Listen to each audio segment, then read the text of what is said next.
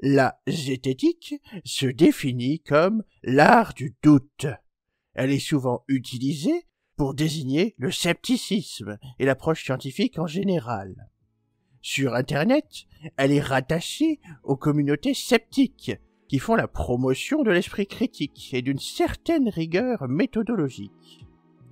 Historiquement, le mouvement zététique a beaucoup étudié les phénomènes paranormaux tels que la télékinésie ou la voyance. Salut et bienvenue dans cette vidéo où on va tenter d'aborder scientifiquement la question des chakras. C'est quoi les chakras? Le terme est issu de l'hindouisme et désigne en gros des centres d'énergie en mouvement dans notre corps. Et l'idée générale est que des chakras bien ouverts et alignés procurent un sentiment d'harmonie, mais que les événements négatifs de la vie vont refermer ces chakras, ce qui pourrait avoir des conséquences néfastes.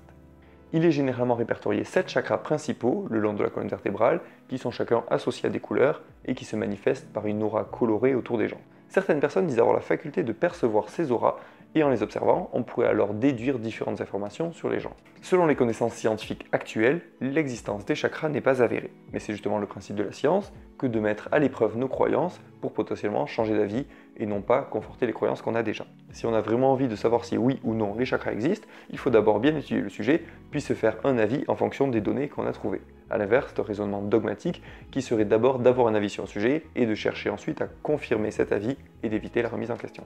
Et ce que je viens de dire là, ça marche aussi bien pour la vie que non, les chakras ça n'existe pas, que pour la vie, oui c'est sûr que ça existe. On va alors commencer par suspendre notre jugement, c'est-à-dire que vous, moi et tout le monde, on a sûrement déjà une petite idée sur le sujet, mais on va essayer de la mettre de côté pour être prêt à changer d'avis. Voilà, je reprends des choses que j'ai déjà évoquées dans la précédente vidéo. Donc si vous pensez que les chakras n'existent pas, vous pouvez vous dire que c'est possible, qu'en fait ils existent et que juste que vous n'étiez pas au courant. Et à l'inverse, si vous êtes certain que les chakras existent, vous pouvez vous dire que peut-être que les raisons que vous avez d'y croire n'étaient pas suffisantes et qu'il y a d'autres choses qui peuvent expliquer ce qui vous faisait y croire. Avant de parler du protocole, je peux déjà évoquer les biais personnels que j'ai sur le sujet. C'est important parce qu'une bonne expérience doit limiter ses biais. Il ne faut pas que ma croyance ou non dans l'existence des chakras influe les résultats. Déjà, on peut parler des conflits d'intérêts. Là, c'est simple, j'en ai pas, je ne suis pas payé par qui que ce soit pour faire cette expérience, et je n'ai de compte à rendre à personne. Et sur les biais, outre ce que j'ai probablement oublié, je pense que j'en ai principalement deux. D'une part, j'aime beaucoup le concept des chakras, c'est un sujet qui m'intéresse, notamment depuis que j'ai vu la série Avatar, et donc je suis assez enthousiaste à l'idée que les chakras puissent vraiment exister. Et mon autre biais, c'est que j'ai une position philosophique matérialiste, dans le sens où je ne pense pas qu'il existe autre chose que la matière, et qu'on n'a pas besoin de faire appel à des énergies ou autres concepts spirituels pour expliquer le monde. Et de mon parcours en psychologie sociale, j'ai tendance à expliquer les croyances dans le spirituel et le paranormal par des mécanismes psychologiques et sociologiques, plutôt que par de réelles existences de ces phénomènes. Donc voilà pour quelques-uns de mes biais. Si vous voyez que ces biais ou d'autres influent sur les conclusions que je vais en tirer à la fin de la vidéo, n'hésitez pas à me les dire en commentaire pour que je m'en rende compte. Ça fait déjà pas mal d'années que j'ai envie de faire cette expérience, mais à l'époque où j'avais essayé de la mettre en place, ça n'avait pas pu se faire pour différentes raisons. Donc je suis très content d'avoir pu la mettre en place cette fois-ci, d'autant que maintenant j'ai une chaîne YouTube et Peertube pour en parler, donc ça donne une bonne occasion de vous parler de cette expérience, mais aussi de parler de méthodologie, de comment mettre un protocole en place, etc. Parmi les personnes qui nous disent pouvoir observer les auras, il y en a certaines qui disent pouvoir décrire des personnes en observant ces auras, et même à travers des photos. On peut donc demander à des personnes disant avoir ces facultés de faire des descriptions de personnes à travers des photos et voir si les descriptions sont correctes. Pour réaliser cette expérience, il nous faut des personnes qui disent voir les chakras, qui acceptent de se prêter au jeu et acceptent les conditions de l'expérience. Pour trouver ces personnes, j'ai posté un message sur différents groupes Facebook de spiritualité, chakras, etc. pour expliquer l'expérience et demander s'il y avait des personnes intéressées pour participer. J'ai eu peu de réponses à mes différents posts et pour avoir plus de monde, j'ai directement téléphoné à des personnes dont j'ai trouvé les numéros sur internet, des maîtres Reiki, médiums, magnétiseurs, énergéticiens, etc. Quand on fait une étude scientifique, on doit veiller à minimiser les biais méthodologiques qui pourraient influencer les résultats. Dans ce genre d'études, où on demande des descriptions d'individus, un énorme biais c'est l'effet Barnum. L'effet Barnum, c'est un biais psychologique qui nous amène à nous reconnaître personnellement dans des descriptions assez vagues, assez générales et plutôt positives. Voilà un exemple d'effet Barnum. Vous avez besoin d'être aimé et admiré et pourtant vous êtes critique avec vous-même. Vous avez certes des points faibles dans votre personnalité, mais vous savez généralement les compenser. Vous avez un potentiel considérable que vous n'avez pas encore utilisé à votre avantage. Bon, ça vous donne une idée, je vous laisse mettre pause si vous voulez lire le texte en entier. Pour contrer cet effet Barnum, on va mettre en place un protocole qui m'a été suggéré par Christophe Michel de la chaîne Hygiène Mentale, donc merci à lui et je vous conseille encore d'aller voir son travail parce que c'est vraiment génial. Ce protocole, il l'avait déjà utilisé dans des descriptions avec des astrologues. Les astrologues disent pouvoir décrire des personnes juste avec leur date de naissance et leur prénom. On peut donc confronter à ces personnes la description que les astrologues font d'elles pour voir si ça correspond. Mais si on ne prend pas en compte l'effet Barnum, on peut donner une description vague à chaque personne et elle risque de dire oui, la description leur correspond, même si ce n'est pas le cas. Pour tester les facultés des astrologues, il faut alors leur demander de faire une description de chaque personne et de les renvoyer non pas uniquement à la personne concernée pour qu'elle dise si oui ou non la description lui correspond, ce qui pourrait être biaisé par l'effet Barnum, mais de les envoyer à chaque personne pour qu'elles trouvent chacune leur description parmi toutes les autres. Bon, avec les astrologues, dès lors qu'on limite cet effet Barnum, les résultats ne sont pas très concluants. Du coup, dans notre expérience des chakras, puisque les descriptions se font à travers des photos, on va demander à un certain nombre de personnes de se prendre en photo, comme ça, et on va demander à nos participants disant voir les chakras de faire des descriptions des personnes photographiées. On proposera ensuite toutes les descriptions à chacune des personnes photographiées pour qu'elles retrouvent la description qui leur correspond. Avec cette méthode, on a un moyen de vérifier si les descriptions correspondent ou non aux personnes photographiées. Mais à partir de combien de réussites, on va considérer que le résultat est suffisamment élevé pour qu'on l'attribue à une capacité particulière et non pas dû au simple hasard ou à une déduction sur le physique. Ce qu'on va faire, c'est comparer les résultats du groupe chakra avec ce qu'on appelle un groupe contrôle, c'est-à-dire un groupe de personnes ne prétendant pas avoir de facultés particulières. Pour que le résultat du groupe chakra soit impressionnant, il faut qu'ils arrivent à obtenir des résultats meilleurs que le groupe contrôle.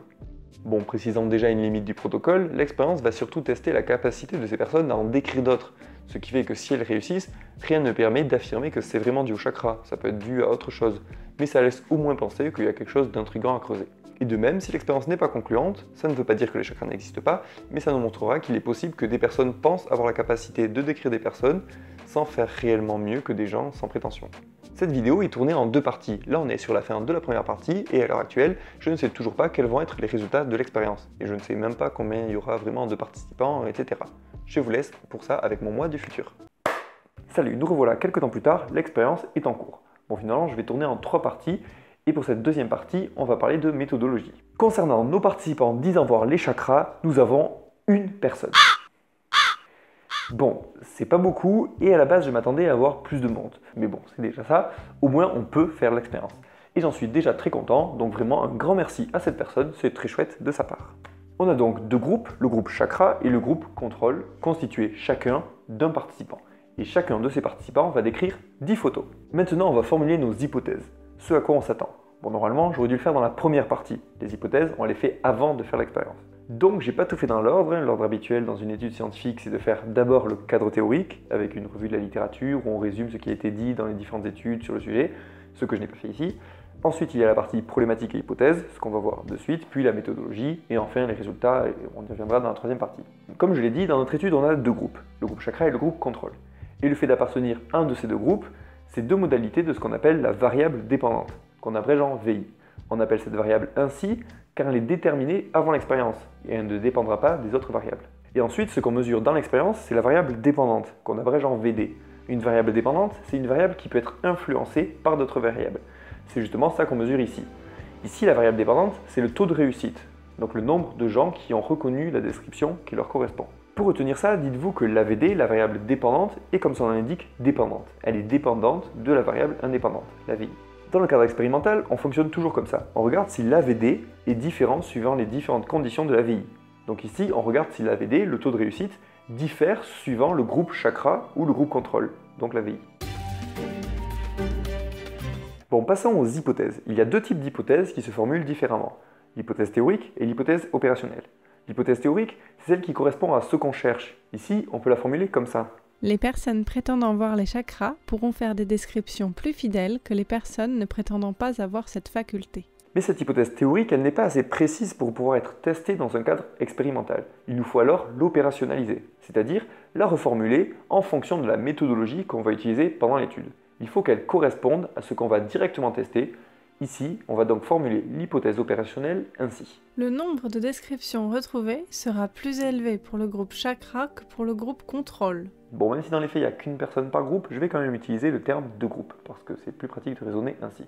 Pour chacun d'entre eux, on va avoir un score qui correspond à un taux de réussite, donc au nombre de descriptions reconnues, et ce nombre pourra aller donc de 1 à 10. Bon, normalement pour chaque groupe, on fait une moyenne des résultats, puis on calcule l'écart type, qui est un indicateur de la répartition des valeurs autour de la moyenne. Bon là, vu qu'on n'a qu'un seul participant par groupe, on n'a pas besoin de les calculer. Ensuite, une fois qu'on a ces données, la moyenne, etc., on va pouvoir faire des tests statistiques pour déterminer si la différence entre les deux groupes est significative. Notons qu'on aurait très bien pu formuler les hypothèses autrement. On aurait pu dire, à l'inverse, on s'attend à ce que le taux de réussite soit plus faible, ou aussi on s'attend à ce qu'il n'y ait pas de différence. Personnellement, si je devais parier, je le ferais plutôt pour cette dernière hypothèse. Je m'attends à ce qu'il n'y ait pas de différence.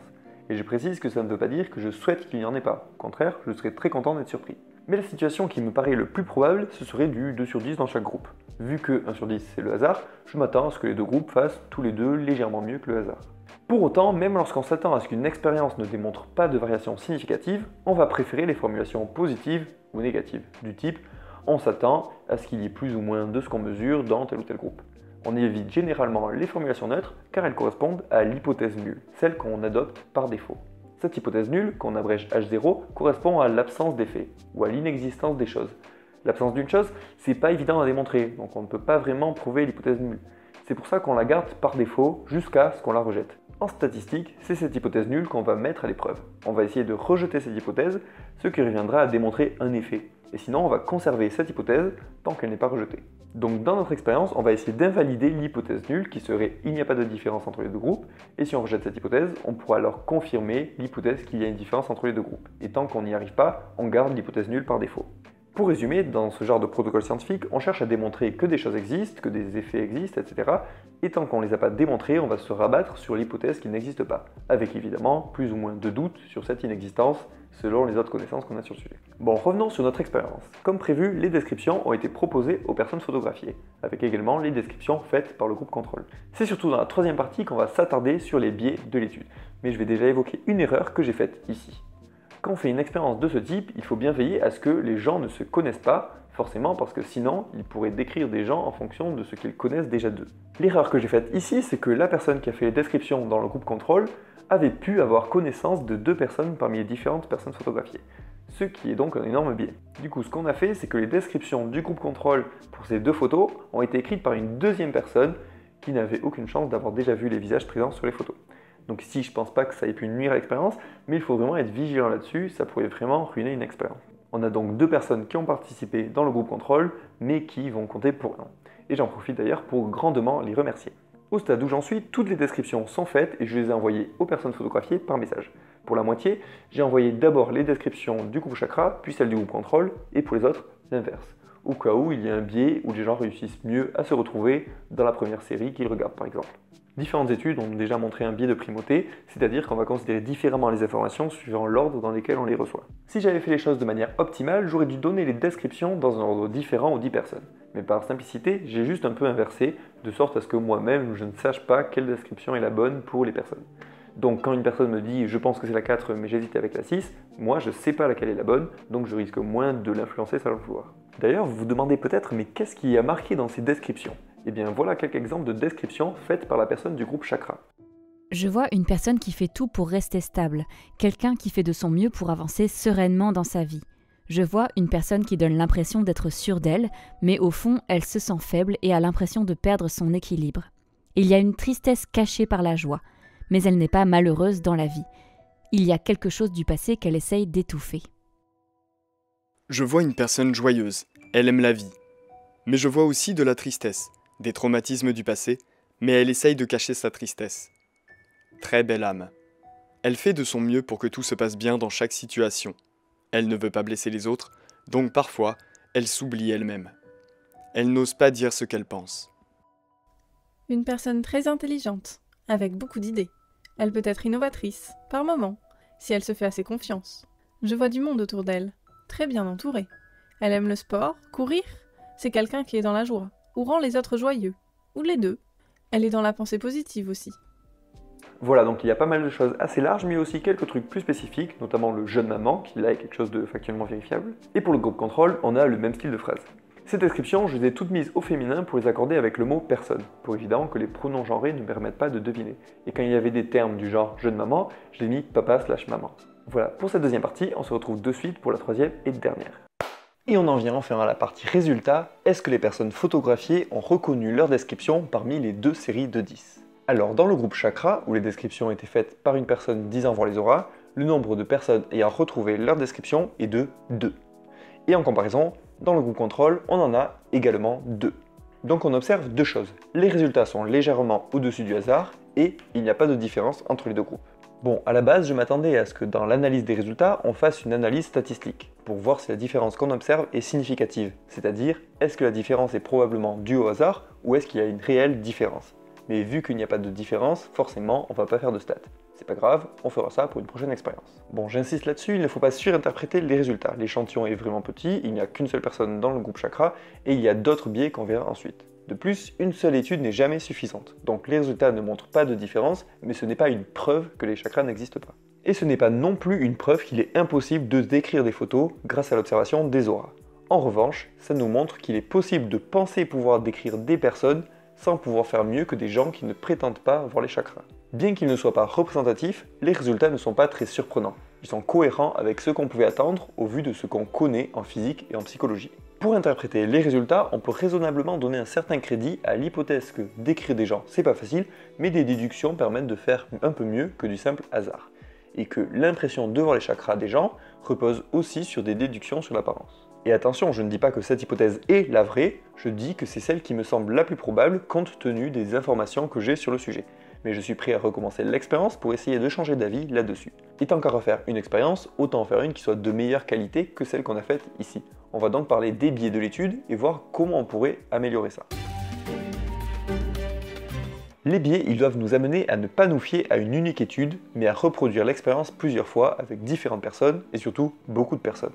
Sur l'échantillon, on a d'ailleurs un biais assez évident. Une personne dans chaque groupe, ce n'est pas suffisant. Et c'est un euphémisme. Il nous faudrait un échantillon beaucoup plus grand pour pouvoir vraiment conclure quelque chose. Ensuite, on pourrait se demander, est-ce que la personne du groupe chakra était en bonne forme ce jour-là? Peut-être que c'était pas représentatif de ce qu'elle arrive à faire habituellement. Ou peut-être que d'autres personnes disant voir le chakra pourraient obtenir un meilleur résultat. Donc on pourrait refaire l'expérience avec les mêmes personnes ou avec d'autres personnes. Ou encore, moi j'avais déjà un protocole que j'ai proposé, mais j'aurais pu construire le protocole avec la personne pour m'assurer que les conditions pour qu'elle réussisse soient optimales. C'est comme ça que procède l'observatoire zététique par exemple. Procéder comme ça évite que l'expérience ne soit pas conforme à ce que la personne peut faire et qu'elle nous dise que si l'expérience n'a pas marché, c'est parce que les conditions n'étaient pas vraiment adéquates. Dans les articles scientifiques, cette partie où on parle de l'analyse des résultats, des limites de l'étude, de ce qu'on pourrait améliorer dans de prochaines expériences, etc., ça va dans la partie qu'on appelle la discussion. C'est une partie vraiment importante parce que réfléchir aux limites de l'étude, c'est ça qui nous évite de surinterpréter et donc de croire à des choses pour lesquelles on n'aurait pourtant pas suffisamment de raisons d'y croire. Un autre biais qu'on pourrait questionner, c'est est-ce que la croyance dans les chakras influe sur les résultats? Peut-être que des gens trop matérialistes ne voudraient pas que l'expérience fonctionne et donc inconsciemment ne choisiraient pas les bonnes réponses. Bon, ça me paraît très peu probable, mais j'ai quand même considéré cette idée. J'ai donc demandé aux personnes photographiées d'évaluer leur degré de croyance dans la possibilité de décrire des gens à travers des photos et dans le fait que les chakras existent. Je leur ai donc demandé sur une échelle de 1 à 7, avec 1 j'y crois pas du tout et 7 j'y crois beaucoup, de répondre aux questions suivantes. À quel point vous pensez que l'expérience peut montrer une faculté à décrire les personnes à partir de leurs photos, et à quel point vous pensez que les chakras peuvent exister et aussi expliquer une faculté à décrire les photos. Et à ce niveau, nos 10 personnes ne croient pas des masses aux chakras. Sur les 10, 7 ont répondu 1 à la question sur l'existence des chakras. On pourrait donc retenter l'expérience avec des gens qui croient beaucoup aux chakras pour voir si ça change. Et dans notre expérience, est-ce que les personnes qui ont retrouvé leur description ont des scores plus élevés sur ces deux questions? Eh bien, légèrement plus, mais rien de statistiquement significatif. Pour de prochaines études, on peut aussi proposer de nouveaux protocoles. Par exemple, on peut comparer la congruence des descriptions, ou alors, puisque selon la personne qui a participé à l'expérience, ça ne marcherait qu'avec des photos récentes, on peut aussi tenter une expérience avec des photos récentes et d'autres plus vieilles, pour voir s'il y a une différence. Est-ce que la personne arrive à reconnaître une photo qui date de plusieurs jours, comparée à une plus récente?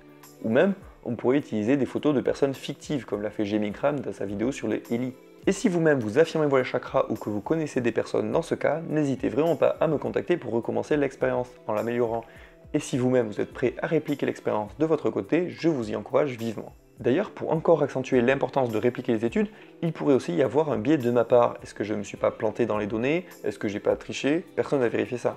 C'est encore une raison pour laquelle la réplication des études est importante. Si jamais une expérience obtient un résultat extraordinaire mais que personne n'arrive à le reproduire, mieux vaut ne pas trop en tenir compte et considérer que c'est du hasard. Et je précise à nouveau que ce type d'expérience ne permet pas de prouver l'existence des chakras, mais la faculté à décrire des photos. Si vous avez des idées de protocoles pour directement tester l'existence des chakras, n'hésitez pas à les partager en commentaire. de même que toute suggestion pour améliorer l'expérience. Voilà pour cette vidéo, merci beaucoup à tous les gens qui ont participé à l'expérience et je remercie également les personnes qui ont prêté leur voix pour cette vidéo et aussi un grand merci à Australex pour le montage. J'espère que cette vidéo vous aura intéressé ou appris des choses sur comment mettre en place une expérience. Je vous invite à vous abonner pour voir les prochaines vidéos et partager celle-ci autour de vous pour que d'autres personnes puissent également la voir.